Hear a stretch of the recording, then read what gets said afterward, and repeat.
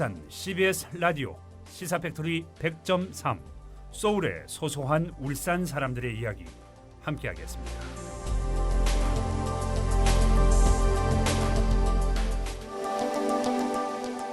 커피는 사랑하는 남녀의 아름다운 인연을 이어가게 해주고 진실한 친구 간의 아름다운 우정을 돈독하게 해주며 좋은 사람 간의 아름다운 마음을 나누게 해줍니다.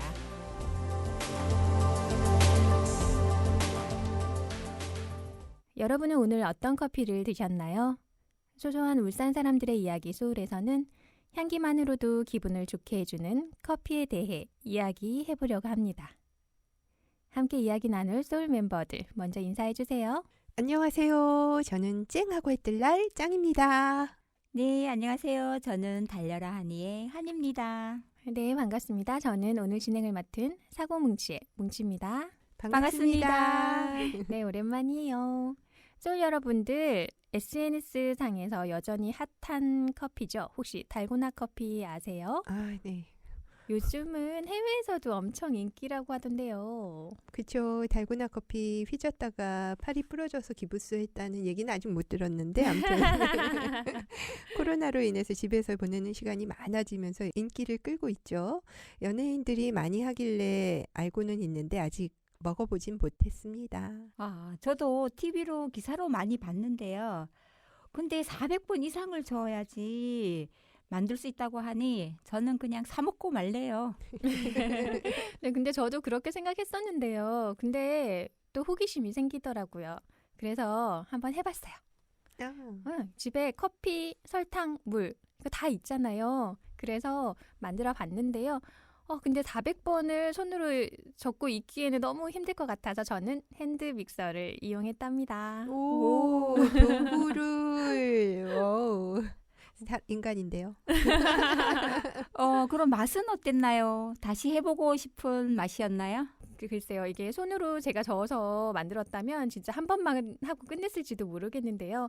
도구를 이용해서 그런지 그렇게 힘들지는 않았고 또 직접 커피를 완성했다는 성취감과 함께 달콤한 커피가 들어가니까 기분은 아주 좋더라고요. 여러분도 한번 도전해 보시는 것도 좋을 것 같아요. 그런데 스웨덴 카페에 우리나라 달고나 커피가 정식 메뉴로 등재되기도 했다고 합니다. 우와, 이거 집콕 놀이를 문화로 만든 건데 또 하나의 한류가 되고 있군요. 와, 놀랍습니다. 정말요. 전 세계인이 좋아하는 커피라는 공통점을 가지고 있어서 가능했던 거 아닐까요? 그렇다면 우리나라 사람들과 이탈리아 사람들 중에 누가 커피를 더 많이 마실까요? 그건 당연히 한국 사람? 이탈리아 사람들 같은데요.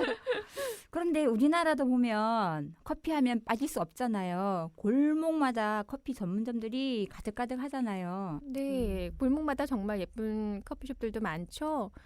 현대경제연구원에 따르면요. 한국 성인 1인당 커피 소비량은 지난해 기준으로 연간 353잔으로 세계 평균 와우. 커피 소비량 132잔의 2.7배 수준이라고 합니다. 엄청난데요. 대단합니다. 코로나 이후에 홈카페를 즐기는 사람들이 늘어나면서 원두 그리고 커피 머신도 판매가 늘어났다고 하던데요. 그렇죠. 그래서 궁금해졌습니다. 사람들은 왜 커피를 마실까요? 왜일까? 울산 시민분들께 커피를 마시는 이유에 대해 여쭤봤습니다. 우선은 향이 좋고요. 그리고 또 많이 또 피곤하기도 하고 졸음을 쫓기 위해서 직장에서는 하루에 한 4잔 정도 마십니다. 그 습관성인 것도 있는 것 같고요. 좀 피곤하다 싶으면 땡기는 것 같기도 하고요. 그 특별한 이유보다는 먹다 보니까 그 중독이 됐다 그러나? 그래서 하루에 한 3잔 이상 안 마시면 이상해요. 뭔가 아침에 커피를 한 잔 마시지 않으면은 정신을 못 차리는 것 같아요. 그냥 약간 습관성으로 마시는 것 같기도 한데 커피 한 잔이 주는 그런 뭔가 하루의 시작이란 느낌이 있는 것 같습니다. 어떤 커피 자체보다는 커피에서 나는 향기, 그리고 그 분위기, 그리고 커피를 한 잔 하면 더 심적으로 뭔가 편안해진다 할까요? 그래서 커피를 마시면서 대화를 하면은 더 많은 대화를 나누게 되는 것 같아요. 근데 저는 솔직히요. 커피 맛을 잘 몰라요. 아, 이 미각이 둔해서 그런가. 코로나도 걸렸나? 아닙니다. 절대 아닙니다. 네. 그래서 커피를 마시게 된 지도 솔직히는 얼마 안 됐어요. 저는 커피의 맛보다는 사람들과의 만남을 위해 그리고 대화를 위해 커피를 마시거든요. 짱님은 어떤 이유로 커피를 드세요? 저도 분위기 따라서 커피를 마십니다. 아기자기 예쁜 카페들 많잖아요. 녹색에 큰 잎이 드리워진 나무가 있는 그런 카페에 가서 앉아 있으면 집에서 막 복닥복닥 스트레스 받던 게 확 풀리고 힐링되는 기분? 맞아요, 짱님은 맞아요. 낭만적인데요. 저 같은 경우는 하루를 시작할 때 시작과 동시에 커피를 딱 한 잔 마시면 하루의 출발이 더 잘 되는 것 같거든요. 그래서 아침에 모닝 커피를 마셔야 꼭 일을 시작하고 그다음에 또 습관인 것 같아요. 식사를 하면 또 커피를 한 잔을 해야 되고 그런 것들. 네. 아침 먹고 땡, 네, 점심 먹고 점심. 땡. 습관. 땡. 네. 그러면 짱님과 환희님은 어떤 커피를 좋아하세요? 제가 재밌는 걸 알아왔거든요. 청취자님도 함께 골라보세요. 저는 거품이 퍽 올라와갖고 그거 입에다 이렇게 입주에 묻히는 카푸치노 이런 거 좋아해요. 그러시구나. 저는 아주 따끈따끈한 아메리카노. 네, 카푸치노와 아메리카노를 좋아하시는군요. 네네. 네, 카푸치노를 좋아하는 분들은요, 솔직하고 사회성이 뛰어난 성향이 있대요. 맞는데? 자신의 기분을 있는 그대로 표현하는 편이라 솔직하며 활발한 성격 덕분에 대부분 대인관계가 넓은 편이랍니다. 맞는데? 맞는 것 같은데요? 그리고 또 아메리카노를 좋아하는 분들은요, 조용하며 심플한 것을 좋아하는 분들이 많다고 해요. 오. 삶을 단순하게 살고자 하는 자유분방한 성격이라고 하네요. 어때요? 좀 맞죠? 오, 맞는 것 같아요. 진짜 맞는 것 같은데요? 딱인데요? 그럼 뭉치님은 어떤 커피 좋아하세요? 네, 저는 진한 커피를 좋아하지 않아서 저는 카페 라떼를 좋아해요. 부드러운. 네, 그래서 카페 라떼 좋아하는 분들은 사려가 깊고 신중한 편입니다. 하지만 이런 면이 종종 우유부단한 모습으로 비칠 수 있다고 해요. 우유가 들어가서 우유부단? 이것도 저 좀 비슷한 것 같아요. 좀 맞는 것 같은데요? 네. 그리고 저는 가끔 카라멜 마끼아또가 당길 때가 있어요. 달콤한. 달달한. 네. 그렇죠. 카라멜 마키아토를 좋아하는 분들은요, 남의 마음을 읽는 능력이 뛰어나서 상대방의 기분을 잘 헤아려주는 달달한 사람이라고 합니다. 맞다. 달달. 우리 환희님 네. 달달한 사람이에요. 제가 좀 달달하기도 합니다. 네, 좋아하는 커피 취향에 따라 그 사람의 성향도 조금은 알 수 있을 것 같아요. 물론 100% 믿으시면 안 됩니다. 재미죠? 울산 CBS 라디오 시사 팩토리 100.3 소울의 소소한 울산 사람들의 이야기. 계속해서 커피 얘기를 해볼 건데요. 아까 환희님께서 아메리카노를 좋아한다고 말씀하셨잖아요. 그럼 아메리카노가 왜 아메리카노로 불리게 됐는지 좀 알려주세요. 네. 그 2차 대전 후에 이탈리아에 주둔하던 미군들이 있었거든요. 이 미군들이 이탈리아 카페에서 주는 커피를 마실 수가 없었다고 합니다. 왜일까요? 왜요? 써서? 당시 유럽과 이탈리아에서는 원액에 가까운 에스프레소를 즐겨 먹었다고 합니다. 그런데 연한 커피를 선호하던 미국인 입맛에는 이 맛이 너무 진하고 써서 여기에 물을 타서 먹게 되었다고 해요. 이를 본 이탈리아 군인들이 그 음료를 미국을 뜻하는 아메리카와 이탈리아어인 뭐뭐처럼을 합쳐서 아메리카노라고 부르기 시작했다고 합니다. 아메리카노. 좋아, 좋아. 그리고 에스프레소는요, 이탈리아인들이 빠른 시간 내에 커피를 뽑아내기 위해서 곱게 간 커피가루에 고압의 증기를 이용해 뽑은 커피죠. 에스프레소는 영어로 익스프레스, 빠르다는 의미를 가지고 있답니다. 네, 아메리카노와 에스프레소의 유래에 대해서 잘 알게 되었습니다. 그럼 우리나라에는 커피가 언제 처음 들어왔는지 짱님 소개 좀 해주세요. 네, 1896년 고종이 아관 파천 당시 러시아 공관에서 처음 커피를 접했다고 많이 알고 계실 텐데요. 1880년대 중반에 이미 커피가 수입되었답니다. 또 궁중에서 커피가 음용되고 있었다는 문헌 기록도 존재한대요. 고종실록에는 가배차라고 기록이 되어 있는데요. 일반 계층은 가비차 또는 서양 탕국, 양탕국이라고 불렀습니다. 이후 미군정의 영향으로 커피라는 외래어를 사용하게 됐다고 합니다. 네, 커피를 사랑한 군주, 고종 이야기는 여러분들도 잘 알고 계실 것 같아요. 그럼 커피 믹스를 세계 최초로 개발한 나라는 어디일까요? 저요. 네, 짱님. 우리나라. 오, 정답.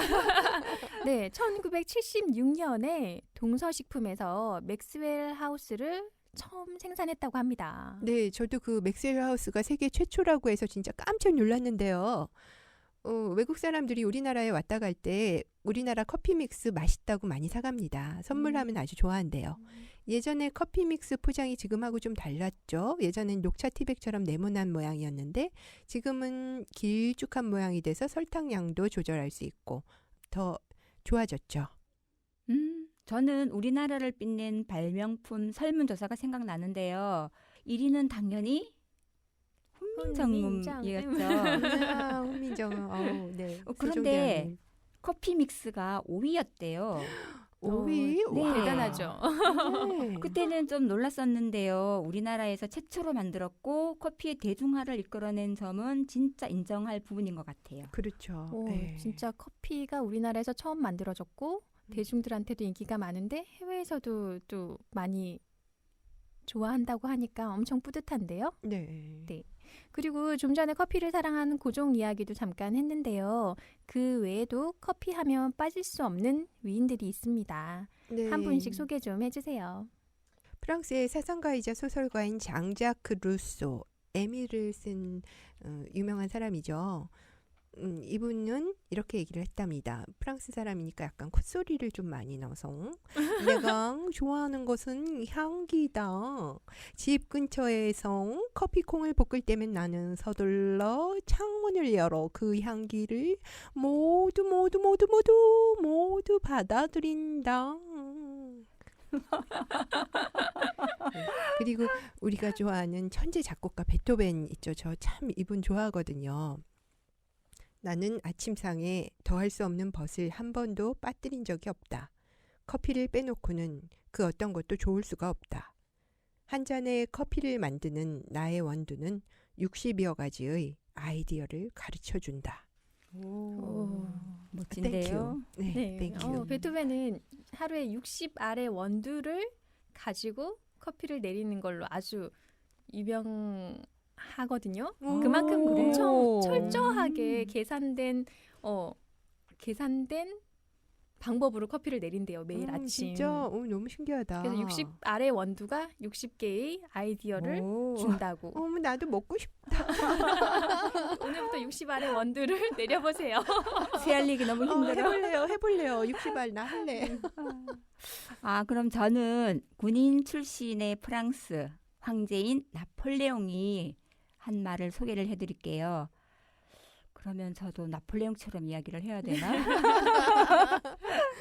내게 정신을 차리게 만드는 것은 진한 커피, 아주 진한 커피다. 이는 내게 온기를 주고 특이한 힘과 기쁨과 쾌락이 동반된 고통을 불러일으킨다. 라고 했답니다. 추운 산 꼭대기에서 알프스산 꼭대기를 넘어가면서 그 눈 속에서 온기가 얼마나 필요했겠어요. 그 생각이 갑자기 떠오르네요. 그리고 음악의 아버지 바흐가 한 말인데요. 커피의 맛은 기가 막히지. 1000번의 키스보다 황홀하고 머스카텔 포도주보다 달콤하죠. 커피가 없으면 나를 기쁘게 할 방법이 없지요. 라고 했다고 합니다. 근데 바흐가 진짜 1000번의 키스를 해보긴 했나? 했을까요? 그만큼 황홀하다는 그런 비유겠죠? 네. 커피 한 잔이 주는 위안과 행복을 누구보다 잘 아는 분이셨던 것 같아요. 그럼 우리가 조금 더 맛있는 커피를 마시려면 어떻게 해야 할까요? 우리 전문가 손인석 바리스타님께 들어보겠습니다. 기본적으로 커피를 내릴 때 많은 사람들이 하는 방법 중에 하나가 처음에는 커피에 뜸을 들입니다. 뜸 들인다는 게 뭐냐 그러면은 우리가 목욕탕에 가가지고 때를 밀 때도 들어가자마자 바로 안 밀죠. 네. 그 탕에 들어가서 이제 때를 좀 뿌려가지고 그런 식으로 미듯이 커피도 가루를 그 깍대기 같은데 거기 드리퍼다 그러거든요. 그 드리퍼에 커피를 넣고 드리퍼에 들어있는 커피가 다 젖을 만큼 물을 줍니다. 뜨거운 물을 주고 그다음에 한 30초 정도 기다립니다. 그 대부분 사람들이 그 뒤부터 이제 커피를 내리기 시작하는데 그 내리는 방법은 여러 가지 방법이 있습니다. 그 사람마다 좀 다르고요. 저는 어떻게 하냐 그러면 뜸을 들인 후에 제가 사용하는 커피가 얼마에 있냐에 따라 조금 달라지는데 저는 보통 한 번 내릴 때 20g의 커피를 씁니다. 그래가지고 첫 번째에 뜸 들인 후에 첫 번째 한 100 정도의 100ml 정도를 내리고 그다음에 두 번째도 한 100ml를 내립니다. 합이 200ml를 내립니다. 그 이유는 커피가 220g이기 때문에 커피를 200ml 정도 내립니다. 그 정도 내리면 보통 사람들이 먹어보면 좀 진하다고 생각합니다.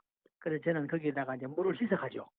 물을 희석해서 예를 들면은 뭐 좀 연하게 먹고 싶으면 물을 한 150 정도 넣고 좀 진하게 먹고 싶으면 그냥 마시고 뭐 조금 오늘 조금 적당하게 먹어볼까 하면 한 100 정도 넣고 이런 식으로 좀 다르게 그렇게 이제 커피를 내린 다음에 컵에 부어서 그렇게 먹습니다. 요거 제가 쓰는 방법이고요. 우리 옆집에 있는 다른 분이 쓰는 방법은 자기가 원하는 양만큼 계속 이제 커피에 물을 주입을 하죠. 내가 뭐 20g을 썼다고 칠 때 내가 한 300ml 정도의 물이 필요하다 그러면 한 300ml가 내려올 때까지 계속 커피 가루를 통과해서 이제 밑에 300ml까지 내려오면은 스톱을 하는 그런 방법도 있습니다. 커피 알면 알수록 너무 신기하고 재밌는 것 같아요. 그럼 커피에 대해 더 알고 싶을 땐 울산 커피박물관에 가서 옛날에 사용하던 커피 기구들도 보고 다양한 세계 커피들도 맛보시기 바랍니다. 그리고 더불어 커피 나무와 커피 체리가 익어가는 모습을 볼 수 있는 곳이 있다고 하는데요. 커피 창고도 있습니다. 울산에서 직접 로스팅한 원두를 판매하는 곳이라고 합니다. 커피 판매가 늘어날수록 원두 찌꺼기도 많을 텐데요. 커피숍에서도 원두 찌꺼기는 처치 곤란일 것 같아요. 원두 찌꺼기를 어떻게 활용하고 있는지 여쭤봤습니다. 화분 분갈이할 때 넣으면은 그 커피 찌꺼기 속에 있는 기름기가 뭐 비료가 된 데서 그렇게 사용하고 있고 또 한 가지는 화장실에 또 탈취제로도 사용하고 냉장고 탈취제로도 사용하고 있습니다.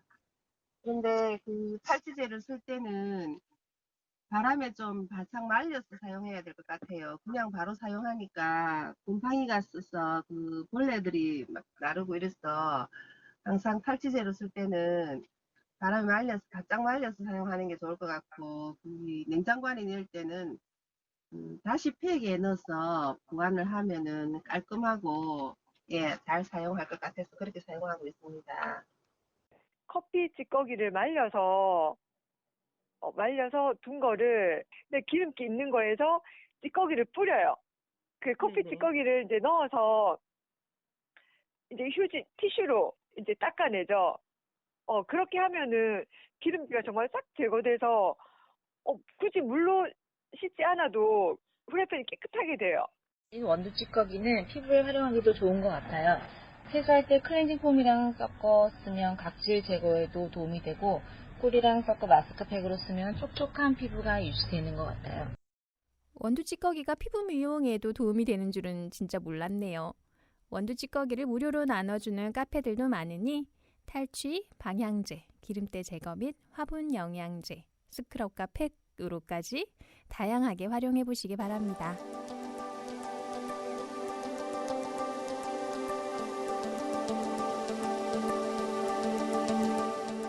따뜻한 햇살 아래 향긋한 커피 한 잔의 여유.